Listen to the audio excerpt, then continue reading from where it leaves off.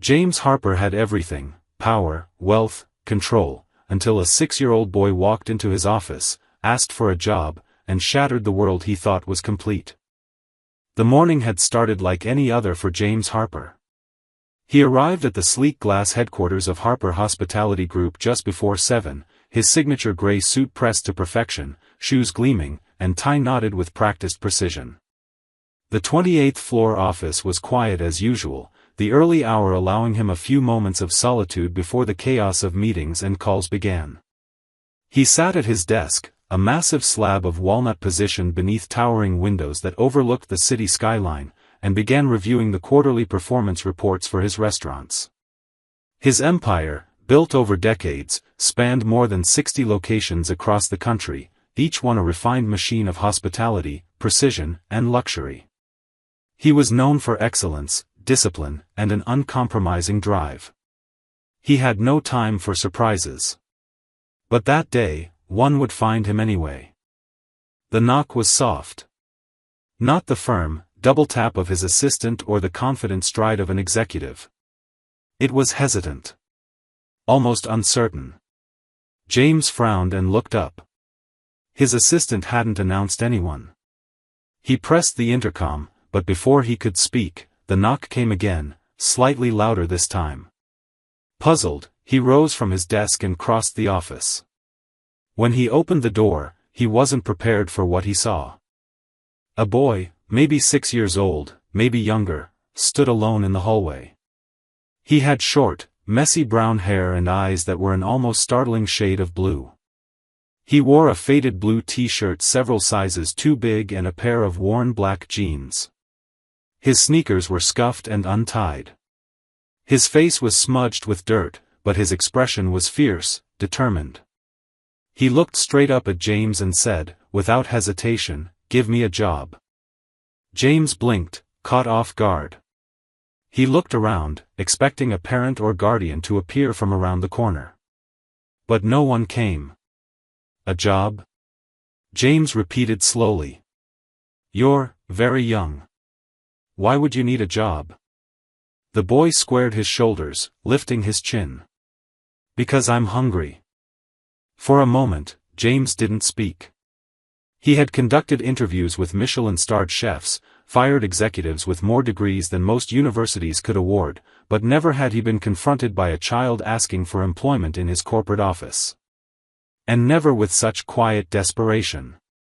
"What's your name?" he asked gently, crouching slightly to meet the boy's eye level. "Lucas," the boy replied. "Lucas Brady." "Where are your parents, Lucas?" The boy looked away, his mouth tightening into a firm line. "My mom died. I don't have a dad."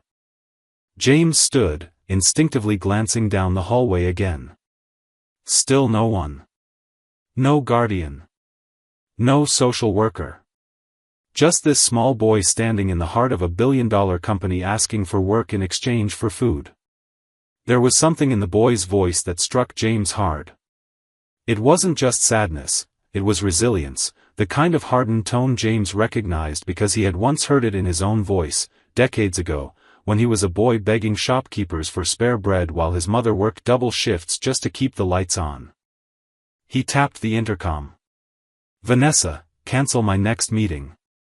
Then he stepped aside and held the door open. "Come in, Lucas." The boy hesitated only briefly before walking inside. He didn't look around in awe at the size of the office or the floor-to-ceiling windows or the glass table that had hosted world-renowned chefs and investors. Instead, he walked straight to the chair in front of James's desk and sat down, his feet not even touching the floor. He sat up straight and looked James dead in the eye. James sat across from him, laced his fingers together, and tried to remain composed. "You said you're hungry. When was the last time you ate?" Lucas thought for a moment. "Yesterday morning. A lady in a cafe gave me toast." "And you came here, why?" The boy shrugged, but the gesture was loaded. "My mom used to say my dad worked in restaurants. That he was a boss. When I saw your sign outside, I thought maybe it was you." James froze.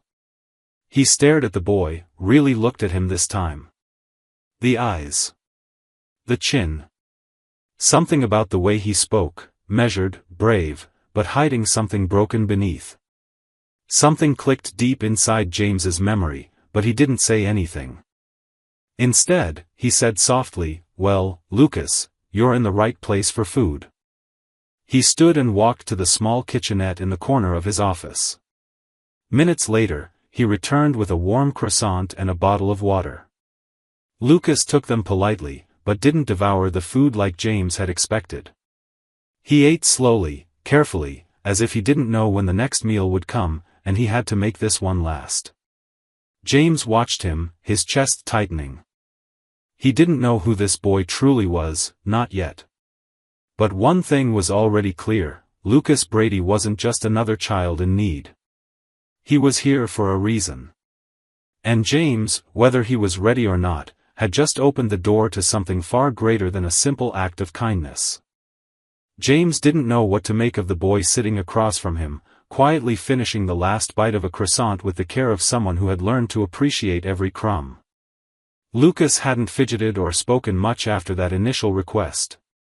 He didn't look frightened, and he wasn't trying to charm or manipulate. There was a calmness to him that James found both disarming and deeply unsettling. No 6-year-old should carry themselves like that, like someone who had already figured out the world couldn't be trusted to take care of him. Once Lucas finished eating, he gently folded the napkin and placed it on the edge of the desk, then looked up with those sharp, pale blue eyes and said, "Thank you." James leaned back in his chair, studying the boy with a mix of concern and disbelief.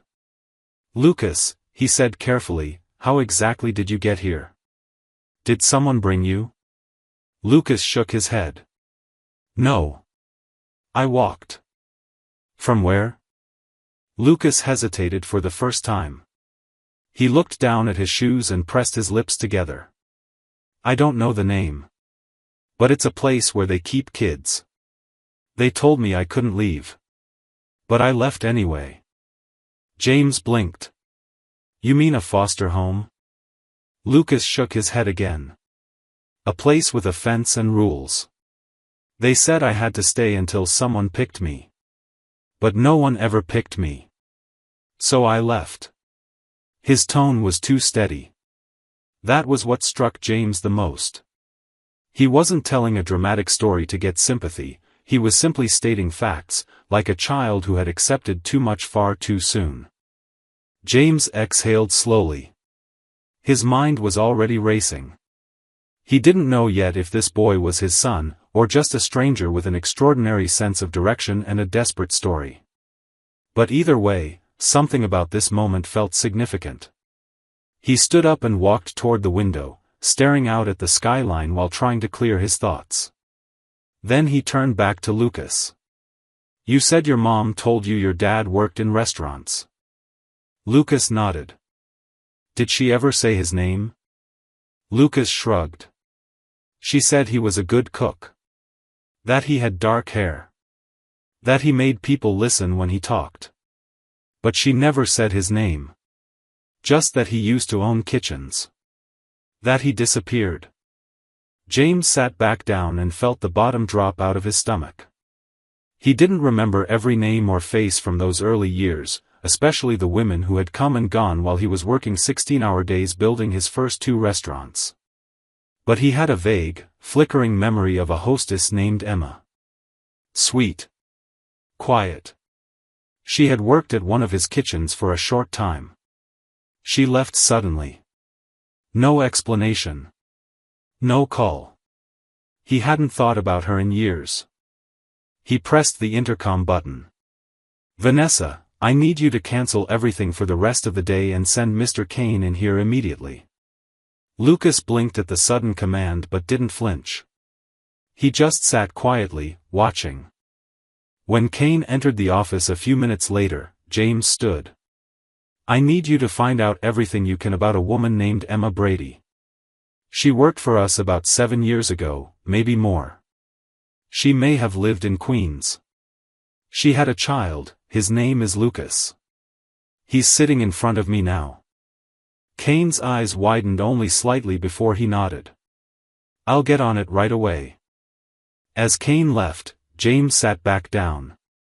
He looked at Lucas, really looked, and saw now the traces of familiarity he had been too distracted to notice earlier. The eyes, yes. The shape of his nose. Even the posture. James had always had a quiet strength in his shoulders that people misread as arrogance. Lucas carried himself the same way. "You said your mom died," James said gently. Lucas nodded. "In a car crash. A man in a uniform told me. He said she didn't wake up." James swallowed hard. "And after that, they sent you to the place with the fence?" Lucas nodded again. "I waited there. I thought maybe someone would come for me. But no one did." James sat back, silent for a long time. He wasn't used to moments like this. He wasn't used to decisions that weren't calculated and clean. But there was nothing clean about this. It was messy, uncertain, and undeniably human. This boy had walked into his life carrying 1,000 unspoken burdens, and James couldn't walk away. Not again. Not like before. "Lucas," he said after a long pause, "do you want to stay here for a little while? Just until we figure things out?" The boy looked up, and for the first time, his expression softened. "Do I get to help in the kitchen?" James smiled, the first real smile he had felt in weeks. "We'll see what we can do." And in that moment, something inside him, something long dormant and tightly locked away, began to wake up. James didn't sleep much that night. Even in the comfort of his penthouse, surrounded by polished surfaces and a skyline view most people only saw in movies, his mind wouldn't settle. He kept seeing Lucas's face, those clear blue eyes filled with something that looked too much like quiet survival. He sat for hours in his home office with a glass of water in hand, staring at an old photo on the bookshelf of himself as a boy with his mother. She had been young, tired, wearing a diner uniform, but her arm was wrapped tightly around his small shoulders. They had nothing back then, not even security, but she had given him everything she could. He thought of what she would say now, if she could see him, wealthy, respected, powerful. And yet, none of that had helped a 6-year-old boy standing in his office asking for food. In the morning, Kane called with an update. James answered on the first ring.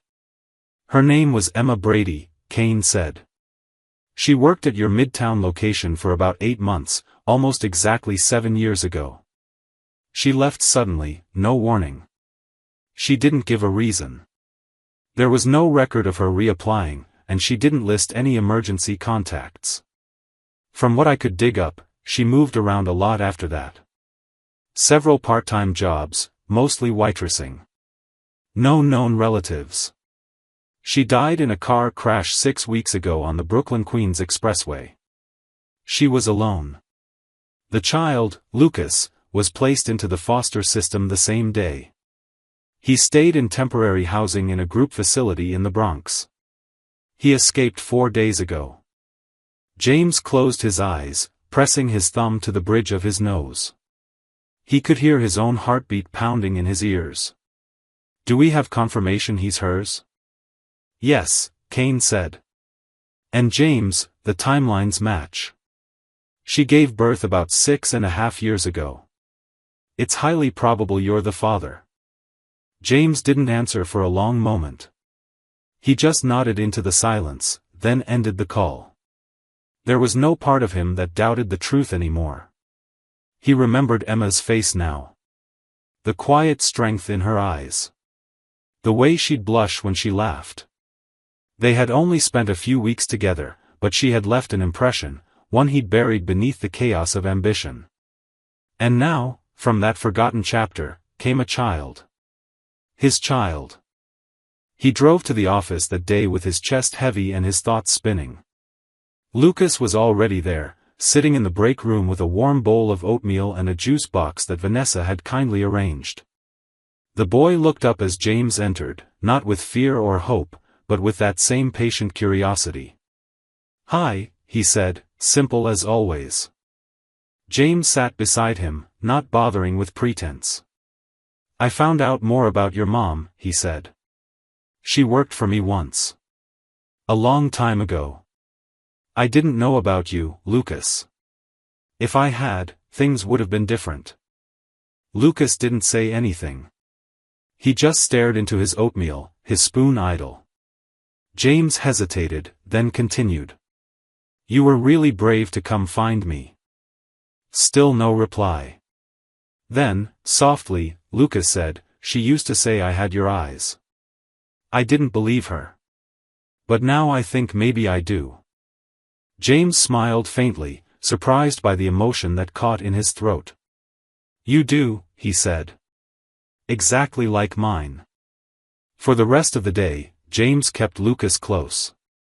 He cancelled meetings and asked Vanessa to notify legal about the possibility of guardianship procedures. He didn't want to waste a second. That afternoon, he took Lucas on a quiet tour of one of the restaurant kitchens, not the glamorous flagship, but the original Harper Bistro on 14th Street, the place where it all began. Lucas walked through the narrow back halls and prep lines like he was entering a palace.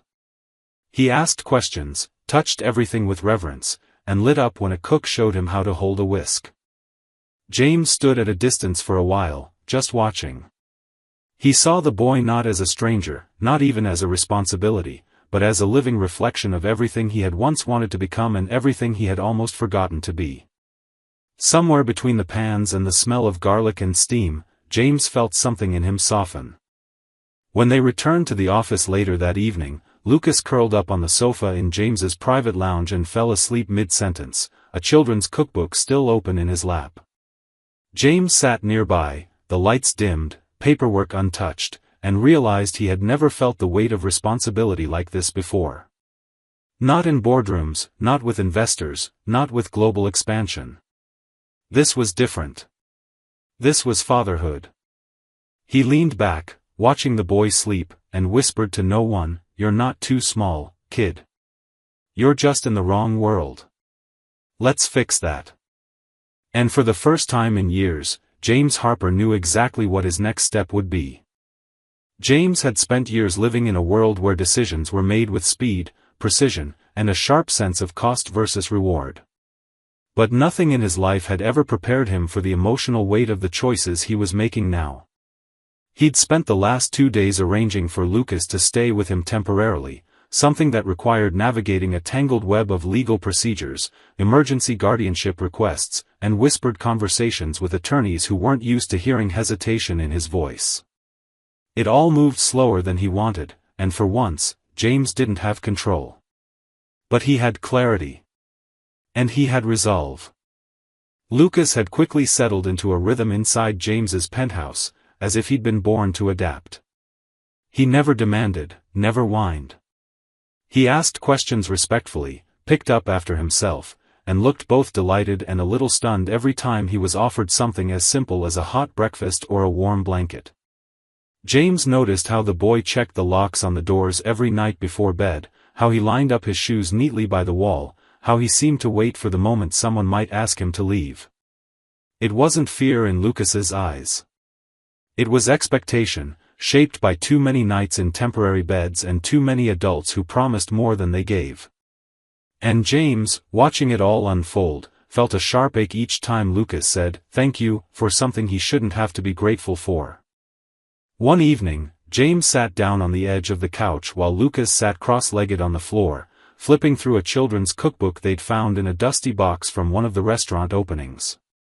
Lucas traced his finger along the pages like he was reading scripture. "Do you think I could really make something like this one day?" he asked, his voice hushed, like the dream might disappear if spoken too loudly. James nodded. "I think you already could. You've got patience. You've got focus. That's half the battle." Lucas looked up. "And the other half?" "Heart," James said without pause. "And you've got more of that than most grown-ups I know." Later that night, after Lucas had fallen asleep, curled beneath a navy comforter in the guest room James had quickly turned into something close to a child's bedroom, James opened his laptop and reviewed the full file Kane had compiled.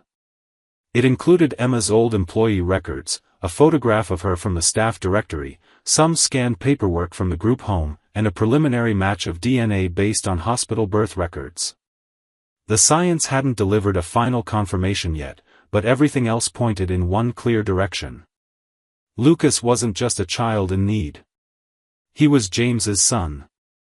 James leaned back in his chair, staring at the screen. He wasn't an emotional man, not by nature. He'd learned early in life how to lock up the things that hurt, poverty, loss, longing, and replace them with discipline and drive. But nothing about this felt like business. This was something else entirely. It was intimate. It was terrifying. It was transformative. The next morning, James brought Lucas with him to one of the quieter Harper locations, a rustic, wood-paneled bistro tucked in a corner of the Upper West Side. The kitchen was slow, the staff warm and familiar, and Lucas's eyes lit up the moment they stepped inside. He was introduced as a special guest, and the chefs, without needing any further explanation, treated him like royalty. They let him taste soup, smell spices, and stand on a small milk crate so he could see what was happening on the grill line. James watched him smile, truly smile, for the first time since they'd met. When lunch ended, Lucas turned to James and said something so soft it nearly broke him. "I think I remember this smell. Like home. When I was really little." James didn't speak. He just nodded and rested a hand on Lucas's shoulder. That one sentence carried more truth than James was ready for. Back at the penthouse that evening, James made a decision. He pulled out an old photo album from the closet, a rare possession he hadn't touched in years, and began flipping through pages until he found one of his mother in the tiny apartment kitchen where he grew up. He showed it to Lucas. "She used to say something to me whenever I was scared," James said, pointing to her.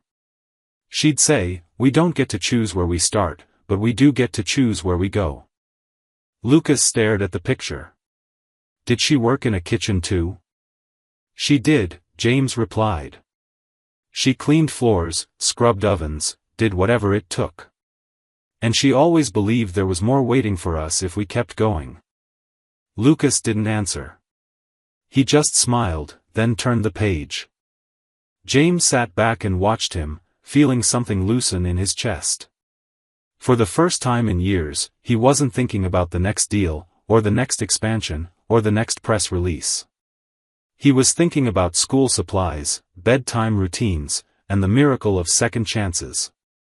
And somewhere deep in the quiet of that apartment, surrounded by memories and the scent of roasted garlic still lingering from dinner, James Harper began to believe he might actually be capable of being someone's father.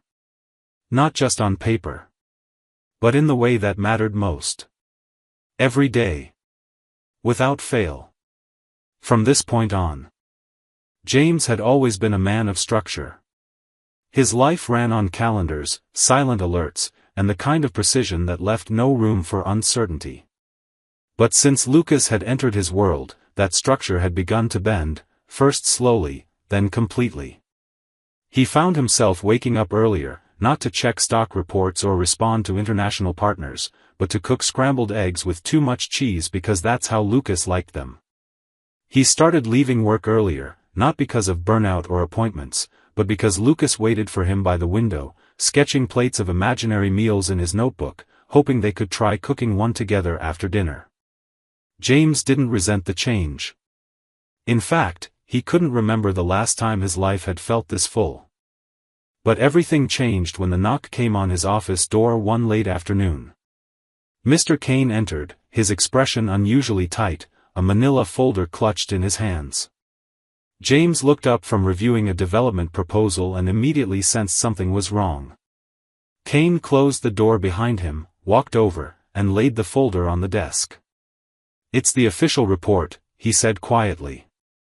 "The DNA test results. It's confirmed, James. He's your son. Biologically. Legally. No doubts." James sat still for a moment, staring at the folder. He didn't open it. He didn't need to. Somewhere deep inside, he had known the truth from the first moment Lucas looked up at him with those pale blue eyes. Still, the confirmation hit him harder than expected. There was a weight to it, permanent, undeniable, real. He nodded slowly. "Thank you," he said, his voice low and steady. "Was there anything else?" Cain hesitated. "Yes. Child Protective Services is aware of Lucas's presence with you. And because of the circumstances, his escape, the lack of formal custody, you're going to need to act fast. If you don't file for emergency guardianship, they could try to place him back in the system." James's fists clenched slowly on the edge of the desk. The idea of Lucas returning to a group home after everything, after the trust that had started to form between them, after all the quiet meals and bedtime books and nervous little smiles, it was unthinkable. He stood, already reaching for his phone. "Contact legal," he said sharply. "Start the paperwork. I want it filed by morning." That night, when James returned home, Lucas was sitting on the floor of the living room, surrounded by paper and crayons. He had drawn a restaurant, complete with tables, customers, a kitchen, and a small figure wearing a chef's hat standing in the middle. Lucas looked up and grinned. "This one's called the Little Spoon. I made it for us." James sat down slowly on the couch and picked up the drawing. His chest ached. He looked at the boy, his son, and realized just how much he already loved him. Not in the hesitant, uncertain way of a man facing unfamiliar responsibility, but in the complete, overwhelming way that rewrites your future without asking permission. Lucas had given him something he didn't even know he needed, a reason to live for more than ambition. After dinner, James tucked Lucas into bed and sat beside him while he fell asleep. Then, long after the apartment was silent, James stood at the window, looking out over the city. The lights of the skyline blinked like signals in the dark, but he didn't feel alone. He felt, for the first time in years, like he belonged somewhere, with someone. In the days that followed, the legal process moved forward. James met with a family lawyer, completed background checks, and prepared a formal statement of intent to adopt. He was meticulous in every step, but his motivation wasn't corporate strategy or image management. It was Lucas. It was the thought of him going to school with a name he could say proudly, of waking up in the same bed every morning without wondering if it would be taken away. One evening, while reviewing a stack of forms at the dining table, James felt Lucas tug at his sleeve. "Can I ask you something?" the boy said. James set down his pen. "Anything." Lucas looked nervous. "If I stay here, do I get to call you Dad?" For a long second, James couldn't speak. Then he reached out and pulled Lucas into a hug. "You can call me whatever you want," he whispered. "But Dad sounds perfect." It wasn't just a title. It was a vow. One James intended to keep for the rest of his life. The morning of the court hearing was cold, gray, and strangely quiet. James stood in front of his closet longer than usual, staring at the line of identical suits as if the right one might somehow ease the weight pressing on his chest. He finally chose a simple navy one, less formal than the steel gray armor he typically wore to investor meetings, but still dignified. Today wasn't about image or power. It was about fatherhood. And that made it personal in a way nothing else in his life had ever been. Lucas was already dressed, sitting silently at the kitchen table with a small backpack on his lap. He had packed it himself, though they weren't going anywhere far. James noticed the way the boy fidgeted with the zipper, over and over again, not out of nervousness exactly, but in a quiet, private ritual of control. James poured him a cup of warm milk, then sat across from him. "You okay?" he asked. Lucas nodded without looking up. "Will they make me go back?" he asked softly. James reached across the table, placing a firm but gentle hand over his son's. "Not if I can help it. And I won't stop trying." The courtroom itself was modest, a small family court tucked into a quiet side of the city courthouse.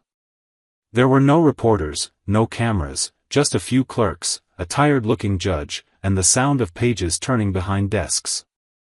But for James, it felt like the most important room he'd ever stepped into. He sat beside his attorney while Lucas sat just behind them with one of the court-appointed child advocates, a kind woman named Helen who had visited their home 3 times and left each time smiling. Her report, James had read, was glowing. The judge began the session with formalities, reciting case numbers and timelines, reviewing the documentation of Emma Brady's death and Lucas's placement in the state system. James listened closely, every sentence cutting deeper into the realization of how much this boy had been through, how close he had come to being completely lost in the bureaucracy of a system that never even told him who his father was. Then the judge looked up and said, "Mr. Harper, would you like to speak?" James stood, straightening his jacket, but his voice, when it came, was unpolished. "Honest. Your Honor, I didn't know Lucas existed until he walked into my office. I don't know how to explain what that moment meant. But what I can tell you is that from the second he looked me in the eye and asked for a job because he was hungry, I knew my life wasn't mine anymore. I had built restaurants, companies, a name, but nothing I've built compares to the responsibility and privilege of being his father. I don't want to help him out of guilt or obligation. I want to raise him because I love him. Because he's brave, smart, and kind. Because he's my son." There was silence afterward, not heavy but thoughtful. The judge made a few notes, then turned to Lucas and asked gently, "Do you know why you're here today?" Lucas nodded. "So I can stay," he said simply. "With my dad." The judge smiled softly, then leaned back in his chair. "I've read the reports. I've spoken with the advocate. And I see no reason to delay." He paused, then added, "The court recognizes the guardianship of Lucas Brady by James Harper, effective immediately." James didn't exhale until the gavel came down. He turned to Lucas and saw the moment it registered in his eyes, saw the shift from cautious hope to something real, something safe. Lucas didn't run into his arms. He didn't cry. He simply reached out, took James's hand, and held it tight. On the way home, Lucas was quiet, but it wasn't the silence of fear anymore. It was the silence of peace. When they reached the penthouse, James unlocked the door and stepped aside. Lucas entered first, dropped his backpack by the wall, and looked around like he was seeing it for the first time. "Can we paint my room?" he asked suddenly. "Like, blue and yellow?" James smiled. "We can do whatever you want." That night, as James tucked him into bed, Lucas whispered, "You didn't let them take me." James brushed a hand through his hair. "I never will." And for the first time since Lucas had entered his life, James Harper allowed himself to feel something he had almost forgotten existed, pride not in what he had built, but in who he was becoming. A man not just with a legacy, but with a family. The weeks following the court hearing settled into something that resembled a rhythm neither James nor Lucas had ever really known. It was quiet, but not empty. The mornings began with breakfast at a real kitchen table, something Lucas had never had. Sometimes they made pancakes, other days cereal with sliced fruit, and once, disastrously, omelets that ended with smoke and laughter. Lucas started second grade at a small private school not far from the penthouse, hand-picked by James not for its prestige but for its warmth and the personal attention it offered. James met with the headmaster himself, not as a CEO, but as a father who wanted to make sure his son was seen. Lucas took to it slowly, watching everyone carefully before saying much, but the staff quickly realized he was observant, polite, and quietly brilliant. Every evening, James made it home before dinner. He had never left the office before 7 p.m. in his entire adult life, but now, the moment the clock passed 4, he was already glancing toward the door. He kept a framed photo of Lucas on his desk now, taken during their visit to the bistro kitchen. In it, the boy wore an oversized chef's hat and held a wooden spoon like it was a sword. Everyone who saw it assumed James had a nephew. He didn't correct them unless they asked directly. And when they did, he said it plainly, "He's my son." One afternoon, a week after Lucas's first school project was assigned, he came home carrying a trifold board under one arm and a paper bag full of markers in the other. "It's for Family Day," he explained, setting the board on the kitchen table and pulling out printed photos, drawings, and a crayon-scrawled family tree. "We have to make a project about our family and present it in front of the class." James sat down, already feeling his stomach twist at the word presentation. It wasn't the public speaking. He could give keynote addresses to thousands without blinking. But this was different. This was about belonging, about identity, and James worried what the other children might think when they heard the story of how Lucas ended up in his care. "Do you want me to help?" he asked, trying to sound casual. Lucas shrugged. "I already did most of it. I just need more pictures." James looked at the board. On one side was a printed photo of Emma, slightly faded but smiling. Underneath it was the word "Mom" in neat handwriting. Next to it was a stick figure drawing of Lucas with a big blue arrow pointing to a cutout of James from a magazine interview. Above that, Lucas had written in bold letters, "My family found me." James didn't say anything at first. His throat tightened, and he blinked hard, not wanting Lucas to see the emotion behind his silence. "That's a good title," he said eventually. Lucas nodded. "It's true, right? You didn't know I was there, but once you did, you came to get me. That's what finding means." That night, James pulled out an old photo album he hadn't looked through in a decade. He and Lucas sat on the couch flipping through images of his childhood, of his mother in her apron, of the tiny apartment that had barely held a table and 2 chairs. "She worked in 3 different diners," James said. "Some weeks we had just enough to eat. Some weeks we didn't." Lucas leaned in closer. "Was it scary?" James nodded slowly.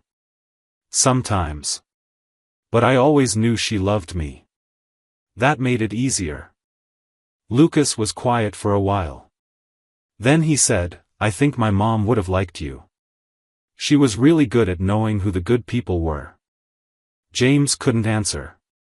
He just placed a hand on Lucas's shoulder and squeezed gently.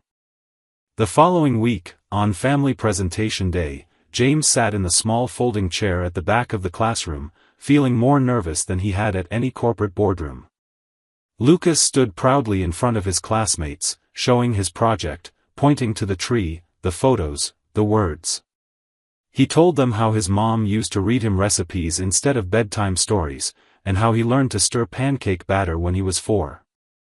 He told them that he used to live in a group home, but now he lived in a tall building with big windows and a dad who came home every night. No one laughed. No one teased him. When he finished, the room was quiet, and then a girl with pigtails said, "That's a really cool story." James walked home that day with Lucas's small hand in his. Neither of them spoke until they reached the elevator. Lucas looked up at him and asked, "Did I do good?" James nodded, his voice thick. "You did better than good. You told your truth. And that's braver than anything I've ever done." That night, as they made dinner together, spaghetti with meatballs, Lucas's new favorite, James looked across the counter and felt something shift inside him. This wasn't a temporary chapter in his life. It wasn't a side note or a responsibility to manage. This was it. The life he never knew he needed. The family he never thought he'd have. The kind of love that arrives not with fireworks, but with quiet steadiness and the unwavering belief that no one is too small to change everything. The first true spring weekend came with warm sunlight and the scent of blooming trees drifting through the open windows of James's apartment. Outside, the city was waking up in color again, bright tulips in park beds, families filling playgrounds, and sidewalk cafes spilling over with the kind of soft laughter that only arrived with May. Inside, the penthouse no longer felt like a museum of silence. It had transformed in small but permanent ways. There were shoes by the door that weren't James's, drawings taped to the refrigerator, cereal boxes on the counter, and a well-worn blanket thrown over the back of the couch that Lucas claimed as his own.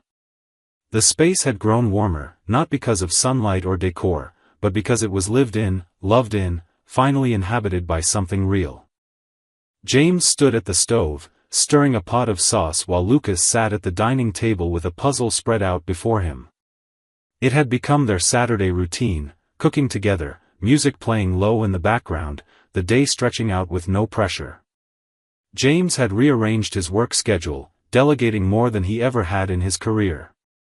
For the first time, his calendar didn't lead his life, his son did. As they ate lunch, Lucas looked up with a hint of hesitation in his eyes. "Can we go visit her?" he asked quietly.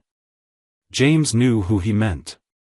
They had spoken about Emma more over the past weeks, sometimes in passing, sometimes in long, late-night conversations when Lucas would whisper questions into the dark. James nodded. "Of course," he said. "Whenever you're ready." That afternoon, they drove in silence to the cemetery where Emma had been buried. James had arranged for a modest gravestone weeks earlier, one with her full name, the years she lived, and a line beneath that simply read, "She gave everything for love." Lucas walked slowly across the grass, holding a small bouquet of daisies they had picked together earlier that morning. He placed them carefully at the base of the stone, then knelt down and whispered something James couldn't hear. James stayed back, giving him space. When Lucas stood again, he didn't cry. He took James's hand and simply said, "She would have liked this." They left the cemetery and stopped at a nearby ice cream shop. Lucas chose strawberry and insisted on sprinkles. They sat on a bench outside, the sun beginning to set behind the buildings. James watched Lucas eat and felt something powerful rise in his chest, not pride exactly, and not relief. It was deeper than that. It was the knowledge that somehow, against all odds, they had both survived the worst parts of their stories and found each other. The days that followed were ordinary in all the best ways. Lucas made new friends at school. James helped him build a model volcano for science class. On weekends, they tested new recipes together, some successful, some disasters. They started calling Sunday mornings Dad and Chef Day, complete with matching aprons. And one quiet Thursday evening, as they sat watching a movie on the couch, Lucas rested his head against James's shoulder and said, "I think this is what home feels like." James didn't answer right away. He reached over and pulled a blanket over them both, then said softly, "It is." The final piece of paperwork arrived in early June. The official adoption certificate. It came in a plain envelope, unceremonious, but it carried the weight of something sacred. James sat at the kitchen table with it in his hands, staring at the line that read, "Lucas James Harper." He felt tears blur his vision and didn't bother to hide them. Lucas walked in from the balcony, barefoot and grinning, holding a paper airplane. "What's that?" he asked. James held the certificate up and smiled. "It's proof," he said, "that we're really a family now." Lucas didn't say anything. He just climbed onto James's lap and hugged him tightly. That night, they framed the certificate and hung it in the hallway near the front door. It wasn't just a document, it was a story, a promise, a second chance. And for James Harper, a man who once thought legacy was built through business and empire, it was the most important thing he had ever earned. As summer rolled in, full of light and possibility, their days blended into something beautifully unremarkable: school mornings, kitchen messes, late-night talks, laughter over burned toast, and the quiet joy of knowing that sometimes, the family you find is the one you were meant to have all along. The ending of this story is powerful in its simplicity. It doesn't rely on dramatic revelations or grand speeches, but rather on the quiet strength of love built day by day. What makes it resonate so deeply is that James doesn't become a hero by saving a child, he becomes whole by allowing himself to be changed by one. Lucas doesn't just gain a father, he redefines what family can look like, not through blood alone, but through commitment, presence, and trust earned over time. This is a story about healing on both sides, of a child who never stopped hoping and a man who didn't know he was missing something until he found it in the form of a boy with blue eyes and too much bravery for his age. It's a reminder that second chances are real, that people can grow beyond who they were, and that love, when chosen over and over again, is enough to rebuild even the most broken pieces of a life. For me, the beauty of this ending isn't in its perfection, it's in its honesty. It tells us that home is not just a place. It's a person. Sometimes, it's the one you least expect.